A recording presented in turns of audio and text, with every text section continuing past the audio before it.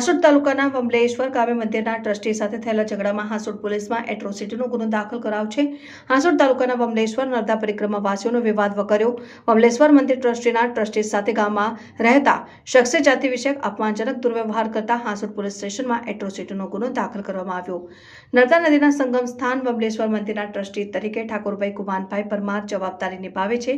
ગયા અઠવાડિયામાં નર્મદા નદીમાં પાણી જૂજ પ્રમાણમાં હોવાથી અને વધુ પવનને કારણે હોડી વ્યવહારમાં અસર થઈ હતી, જેમાં 5 પરિક્રમાવાસીઓ રાત્રે રહીને સુવિધાનો અભાવનો વિડીયો વાયરલ કરતા વિવાદ વધ્યો, જેને લઈને ગત તારીખ 24મી એપ્રિલના રોજ વમલેશ્વર ગામના અને હાલ સુરત રહેતા ઠાકોરભાઈ રતનજીભાઈ પટેલે આ મુદ્દે ટ્રસ્ટી ઠાકોરભાઈ પરમાર સાથે ઝપાઝપી કરતા સામાન્ય ઈજા થઈ હતી। તકરારમાં ઠાકોરભાઈ પટેલે જાતિ વિષયક શબ્દો ઉચ્ચારીને ધમકી આપી હતી, જે બાબતે ટ્રસ્ટી ઠાકોરભાઈ પરમારે હાંસોડ પોલીસમાં ફરિયાદ આપતા ઠાકોરભાઈ રતનજીભાઈ પટેલ સામે એટ્રોસિટીનો ગુનો દાખલ કરવામાં આવ્યો હતો।